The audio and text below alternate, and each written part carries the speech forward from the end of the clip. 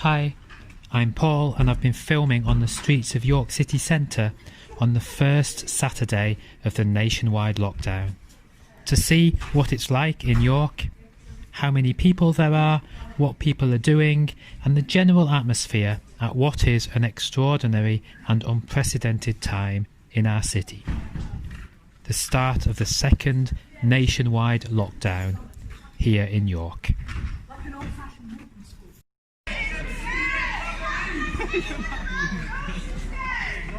This is interesting. Anti-lockdown parade. No lockdown, no mask. Stop using cards in the shop. Stop using cards in the shop. Put your nappy... I don't know what that is. There's no such thing as one of the chants. People who don't believe in the lockdown, and in some cases the virus, it won't kill you. The market here is quite busy. Everything busier than the first lockdown, where everyone stayed at home, a combination of morals and fear. You know, I think that one thing that kind of shines through most people at the moment is good intention.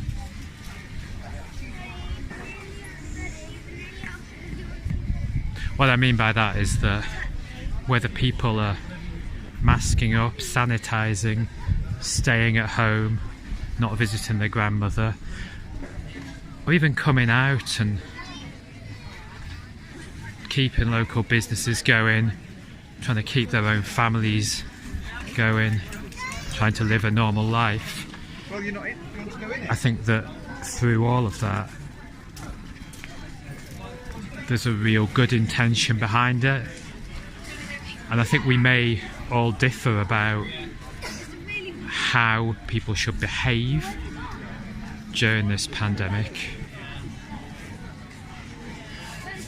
It's certainly going to get people emotional, passionate, people coming from different standpoints, and it's something we've never had before. But I think what does shine through is the human spirit and good intentions.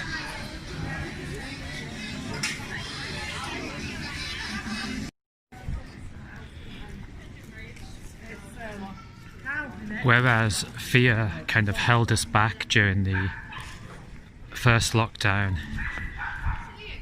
it's not as much this time around. By the way, interesting when we get to the tourist streets, empty, yeah?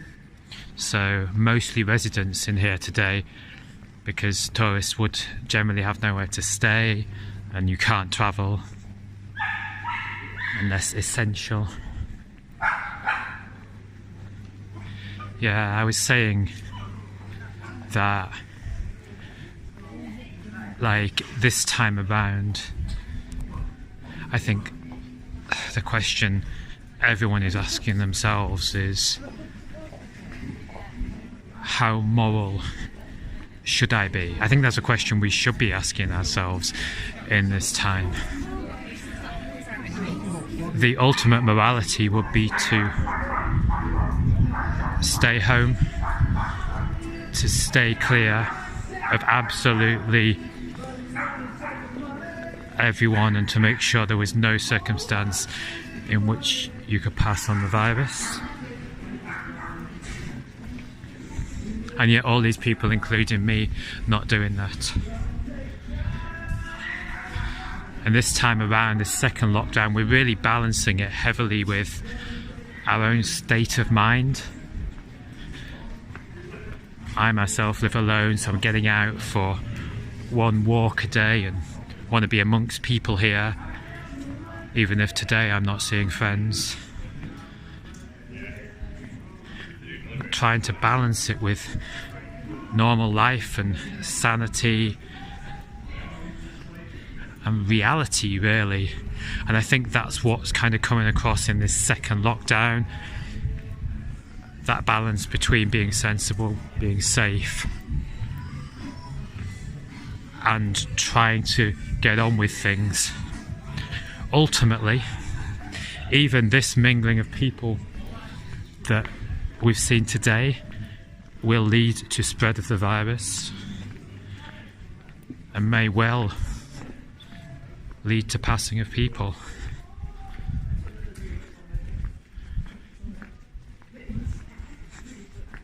But I think that as a nation at the moment we're kind of torn over the right thing to do. Even our media is torn between, should it be about protecting the economy, going out to places, supporting businesses, or should it be about hunkering down? And a lot of us are being led by what the rest of society thinks, what our politicians think, because we've never been here before. And sometimes it's like we don't know what to think ourselves.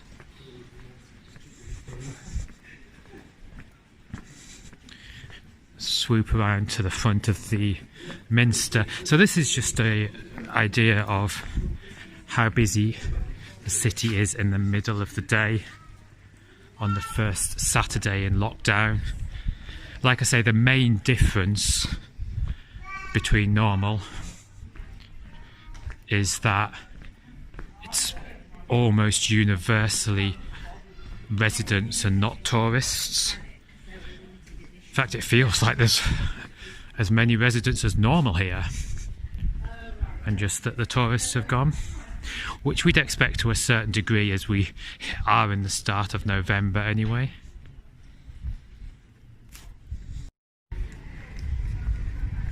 And one thing today really highlights me as I look around. We've seen the protests. What we don't see, of course, is all the people staying at home. But it highlights that everyone does have difference of opinion on this unprecedented, extraordinary time.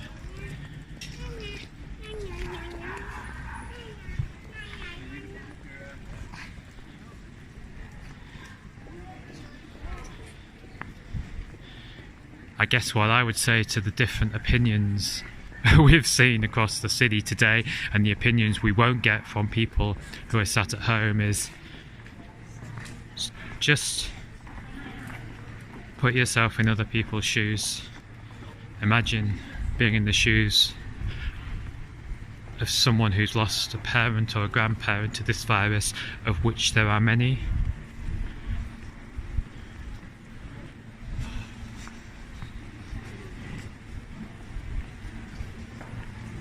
Or the other way round. Someone who doesn't understand the virus, or someone who feels the human instinct to keep local businesses going, to get out as much as possible.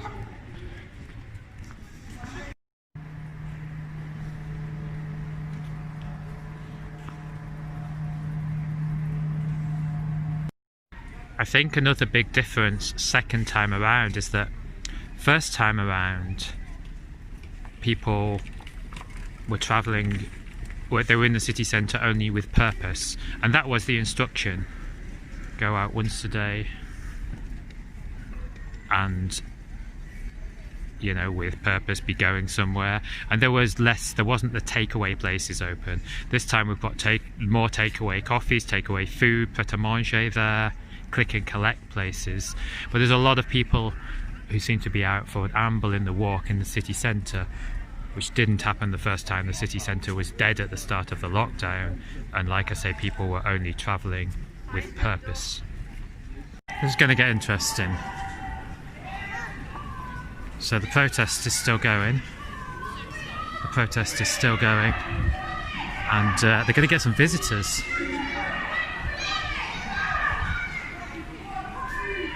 An oversized gathering and not a very civil gathering. See how this goes down.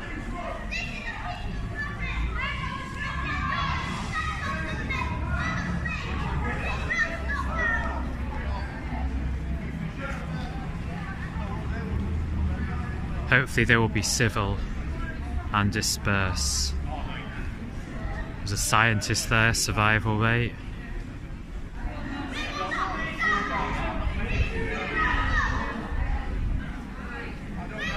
I do not consent. No lockdown, no mask, what pandemic?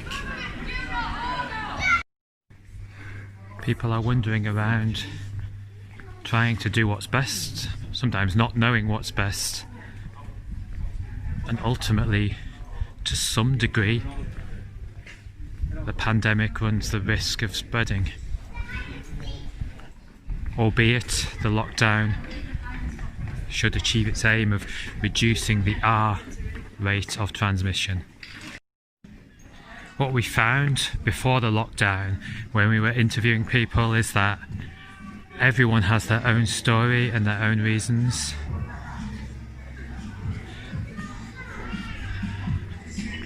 And I think it's the same today. The first weekend locked down, people are in the city, different reasons, different purposes. Everyone's got their own story and has had their own story throughout this pandemic era. They've all got tales to tell, all got ways in which they were affected, and all got reasons why they're here today. Myself, I live alone. This is my walk out for the day. Give me some exercise and to see the city.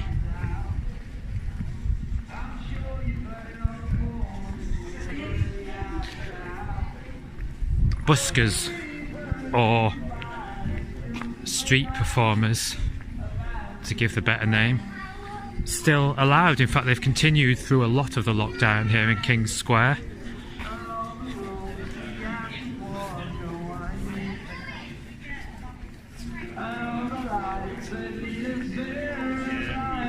I think this is supposed to be Oasis.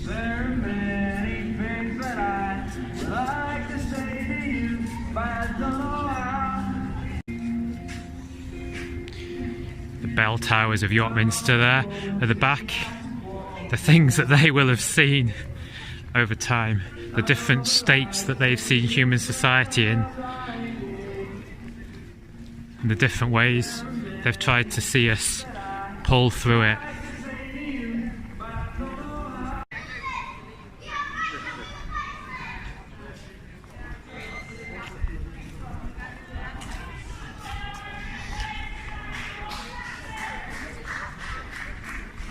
Thankfully here the police have done their job. It must be so hard if you've lost someone to the virus to then see people doing this. I just want to clarify that when I said about putting yourself in other people's shoes, I didn't mean physically putting yourself in their shoes, because obviously that would run the risk of transmitting the virus, because you'd probably have to touch the shoes.